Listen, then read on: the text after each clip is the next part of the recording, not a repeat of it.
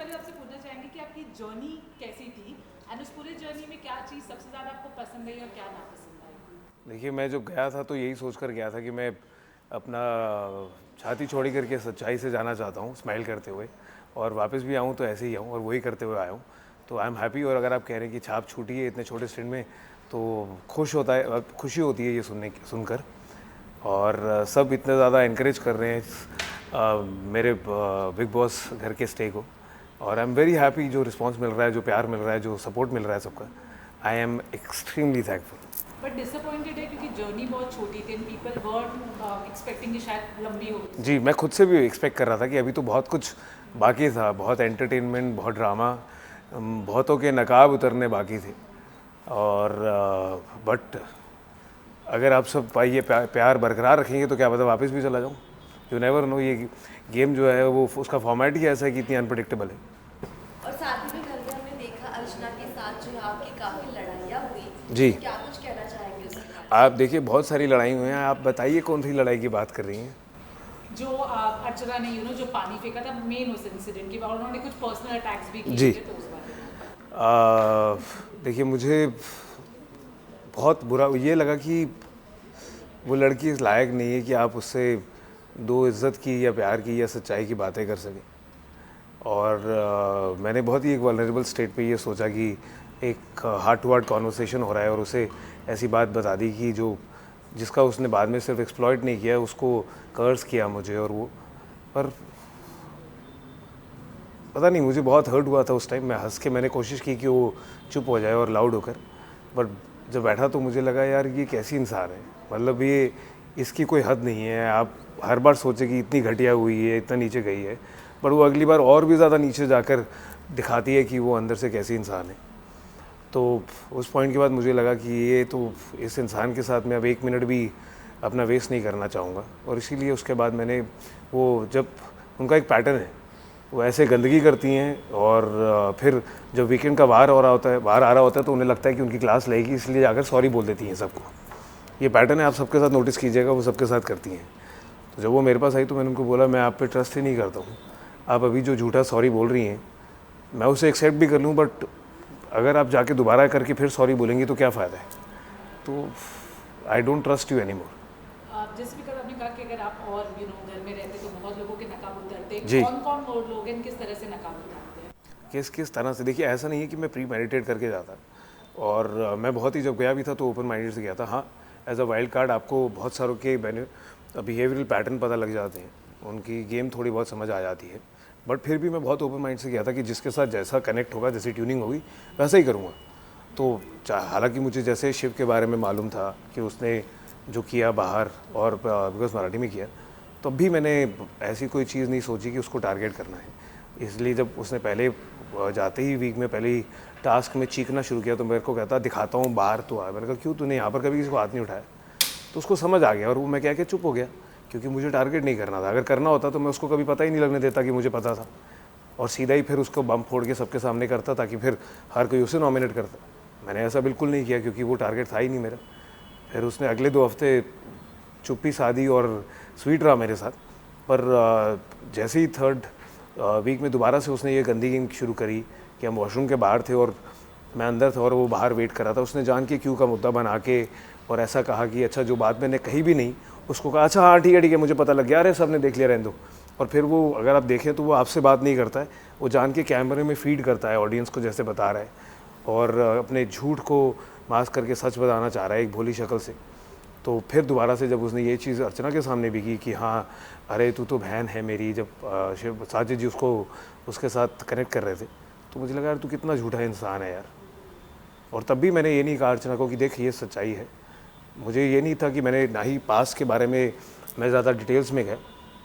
मुझे लगा कि अगर एक इंसान कहता है कि उसके लिए ये बिग बॉस का जो मंच है वो इतना ज़्यादा मायने रखता है और ऑलमोस्ट पूजा है उसने, ये उसको शिद्दत से मांगा है, तो उसके साथ तो ऐसा एक्सपीरियंस हुआ है जब उसने काटा और उसको एविक्ट हो रहा था तो किसी ने उस पर तरस खा के या अपनी अच्छे दिल की वजह से, अपनी सच्चाई की वजह से उसको एविक्ट होने से बचा लिया।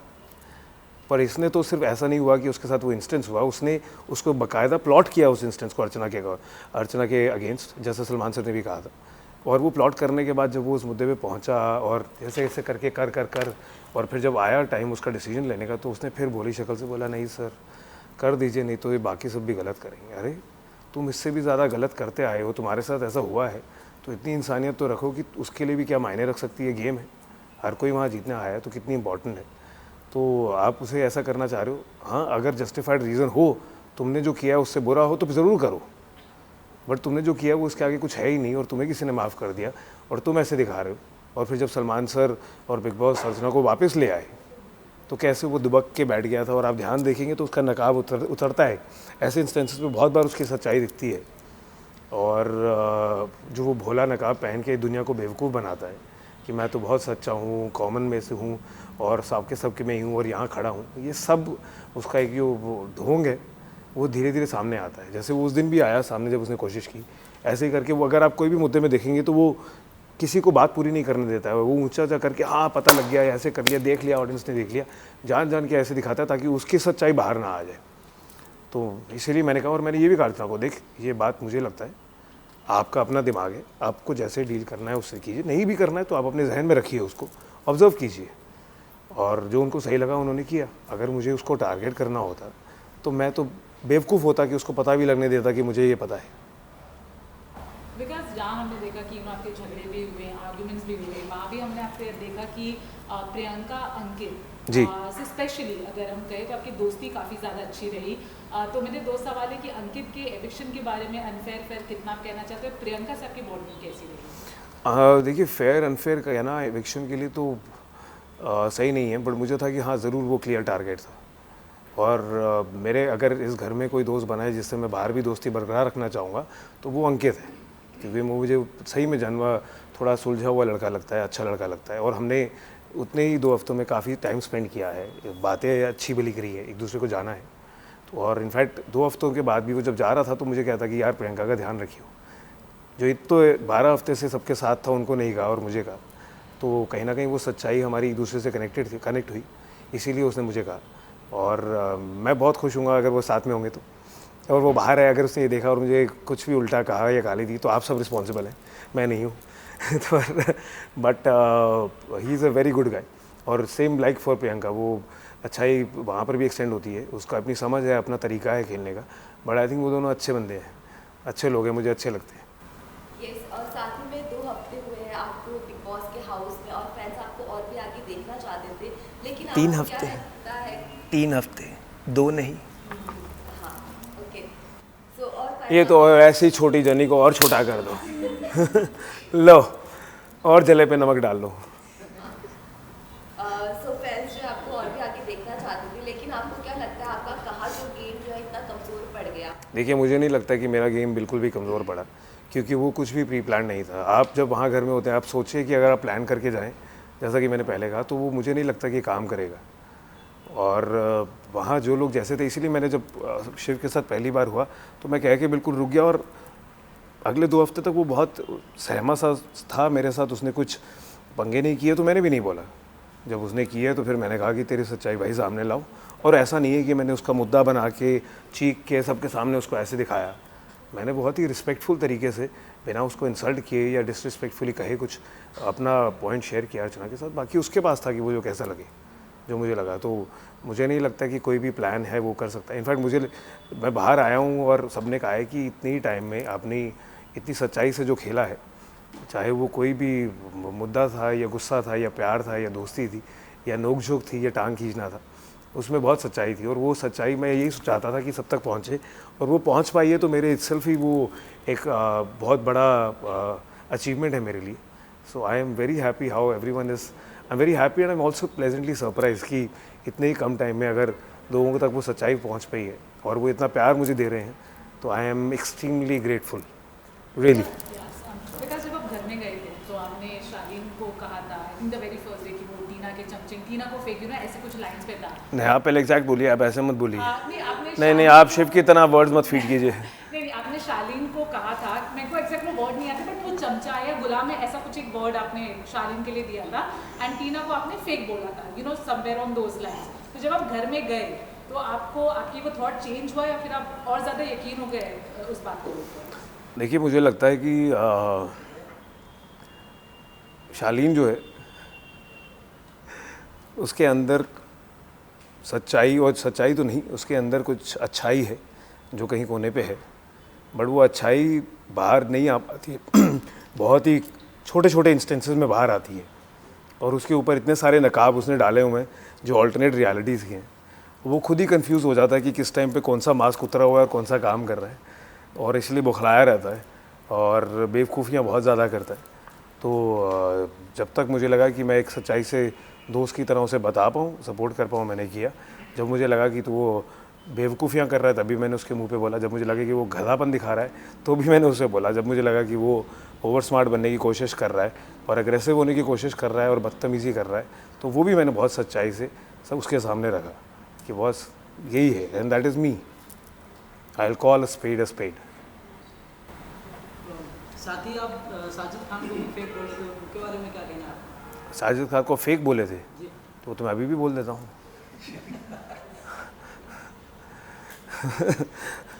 देखिए, पर ये एक कमाल की चीज़ है। वो फेकनेस में भी ना आग पीछे वो कुछ भी करें, ये फॉर्मेट है, मंडली में बैठ के कान भरें या कुछ भी करें, पर वो जब इंसान सामने आता है ना तो वो बहुत मीठा बन के खेलता है। और वो मुझे कहीं ना कहीं मैं अप्रिशिएट करता हूँ वो चीज़ को कि आप खेल रहे हैं गेम, आप मास्टरमाइंड है, आप ही घुमा रहे हैं।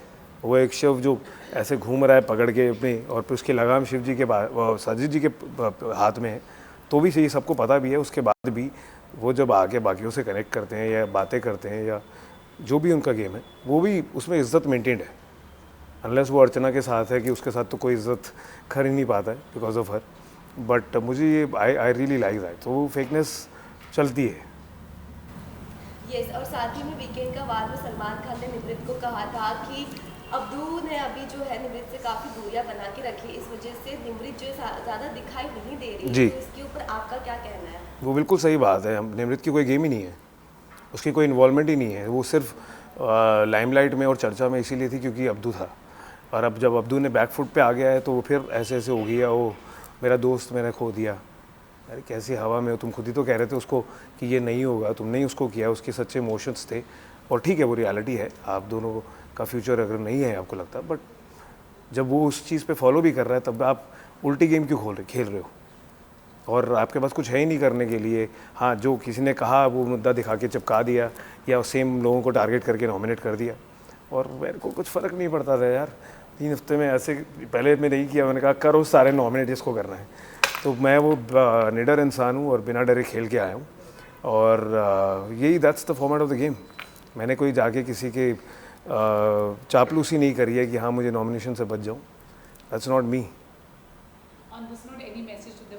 यस, एंड बहुत सारा प्यार, बहुत सारी खुशियाँ, और इतना सारा ऐसे सीना में जो चौड़ा करके गया था वापस आया, वो और ज़्यादा चौड़ा हो गया है आप सबके मैसेजेस देख के, आप सबके कमेंट्स देख के, आप सबका प्यार देख के। और अभी बहुत लंबी जर्नी हमें साथ में तय करनी है। तो प्लीज़ अपने ये जो प्यार है आपका, ये जो इज़्ज़त है, जो ये रिस्पेक्ट है और जो खुशियाँ हैं, इसको बरकरार रखिएगा और ऐसे भर भर के दीजिएगा। मेरी काफ़ी अच्छी वाइड रीच है मेरी, मैं सब बटोर लूँगा।